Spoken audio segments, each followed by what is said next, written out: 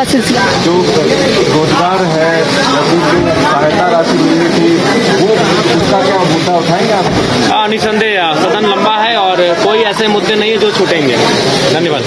तो फिर से एक बार जरा मंत्र पहुंचे देखिए। डुमरी विधायक जयराम महतो इस वक्त यहाँ पर मौजूद हैं, बातचीत करते हैं कि जयराम जी, कई ऐसे मुद्दे हैं जो उठाए जा रहे हैं, किन किन मुद्दों को लेकर आप अपनी बात है और आपका पहला अनुभव रहेगा, बजट सत्र में बतौर विधायक शामिल हो रहे हैं। जी जी क्या प्लानिंग है, क्या रूपरेखा सोच कर आए हैं? जी, बहुत सारे विषय हैं जिनको सोच कर आए हैं, जो राज्य स्तरीय हैं, कोई अंचल स्तरीय हैं, जिला स्तरीय हैं, और जैसे ही हमें अवसर मिलेगा उन विषयों पर वार्तालाप होगी, उन विषयों पर चर्चा होगी और उन समस्याओं का निदान करने के लिए सरकार पर प्रेशर बनेगा। पेपर लीक का मामला किस तरह? देखिए करिश्मा जी, पेपर लीक का मामला बिल्कुल जघन्य अपराध है। जिन लोगों ने भी इस कृत्य को अंजाम दिया है, सरकार उन पर गंभीर होकर कार्रवाई करे, क्योंकि अगर ऐसा नहीं होता है तो जो आम व्यक्ति है उनका इस जो व्यवस्था है, जो सिस्टम है, उस पर विश्वास टूटेगा और वो ये मान के चलेंगे कि एक आम व्यक्ति का जीवन की सुरक्षा किसी के का उसके दायित्व किन्हीं का नहीं, उनकी जिम्मेवारी किन्हीं की नहीं है। जयराम जी, आप कितने गंभीर हैं इन मुद्दों को लेकर के? जी बिल्कुल, जयराम जी का क्या स्टैंड है, क्या गंभीर मुद्दे हैं, क्योंकि जो पढ़ने वाले स्कूल कॉलेज के छात्र हैं, इस राज्य की भविष्य, इस देश की भविष्य हैं और उनके भविष्य के साथ अगर खिलवाड़ होगा तो निसंदेह ये गंभीर मुद्दे हैं, इन पर गंभीर चर्चाएं होनी चाहिए और उसका निष्पादन होना चाहिए। की नियुक्ति अभी तक नहीं हो पाई है। देखिए, हमारी स्ट्रेटजी यही है कि बजट सत्र के माध्यम से इस राज्य को एक ऐसा बजट मिले जिसकी राज्य कल्पना कर रहा है, जो हमारे जो वीर शहीद हैं उनके सपनों को साकार होता हुआ देख सके इस राज्य को, उस दिशा में इस राज्य का बजट पारित होना चाहिए। जयराम जी, जेपीएससी अध्यक्ष पद अब तक खाली है, अब तक क्यों नहीं सरकार को मिल पा रहा है? देखिए, इसके पीछे कोई कारण होगा, जो कोई विशेष कारण होगा। आशा करते हैं कि सदन जब चलेगा तो जेपीएससी अध्यक्ष की भरपाई की मांग उठेगी सदन में। लेकिन जो युवा वो कह रहे हैं कि जयराम जी अब इन मुद्दों पर बहुत सुस्त हो गए हैं। नहीं, देखिए, सुस्त का सवाल नहीं। हमारा घर धनबाद पड़ता है, आंदोलन रांची में होता है, इसीलिए देखिए आंदोलन में जब भी हुआ है तो रांची को हम लोग अपने रांची के साथियों के हवाले छोड़े कि यहाँ के आंदोलन को देखभाल करेंगे, उपस्थिति देंगे और उनको उनका सहयोग करेंगे। मैया सम्मान योजना की राशि जो है वो नहीं मिल पा रही है। देखिए, आप बिल्कुल, और शायद सुनने में आया कि बैंक का भी हस्तांतरण किया गया है, किसी दूसरे बैंक में इसे शिफ्ट किया गया है। उसके भी बहुत सारे कुछ ना कुछ कह सकते हैं, कुछ ऐसी घटनाएं विषय हैं, तो उनका कहीं ना कहीं मैंने पहले भी कहा था कि ये योजनाएं लंबे समय तक नहीं चलेंगी और फलस्वरूप वो होता हुआ दिख रहा है।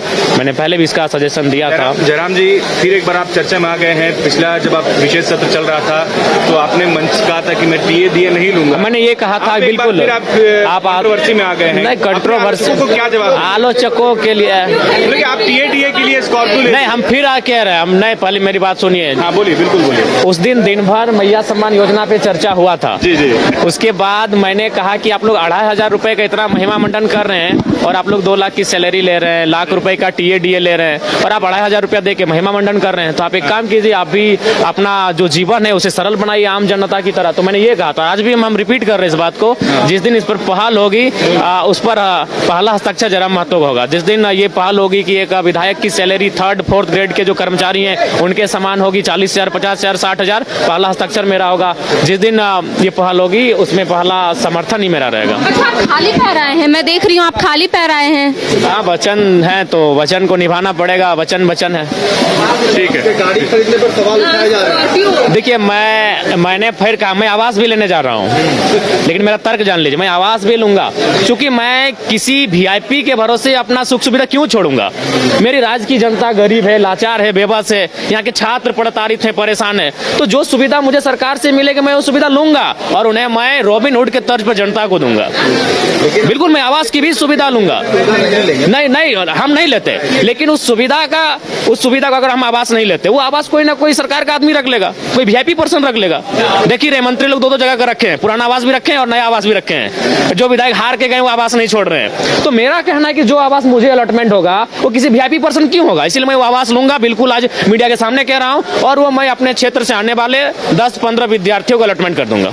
वो रहेंगे, पढ़ाई करेंगे वहां से। नहीं, मुकर मुकर नहीं रहे, ये मुकरना नहीं कहते हैं। आपने बड़ी बात कही कि आप विद्यार्थियों को हाँ allot बिल्कुल करते हैं। बिल्कुल आप अलॉट अमल करेंगे इस पर? करेंगे, बिल्कुल अमल करेंगे। मैं मुकर नहीं रहा हूँ, मैं कह रहा हूँ कि अभी देख रहे हैं मंत्री लोग 2-2 आवास लेके बैठा है भैया, कोई उनको कोई कमी है, उनको कोई कमी है, इतनी सुख सुविधा है, तो मैं अगर आवास ना लूँ तो किसी के हिस्से में चला जाएगा और किसी राजा के हिस्से में जाएगा, जबकि हमारी जनता गरीब है। तो मैं लेकर स्टूडेंट के बीच लेके जाऊंगा।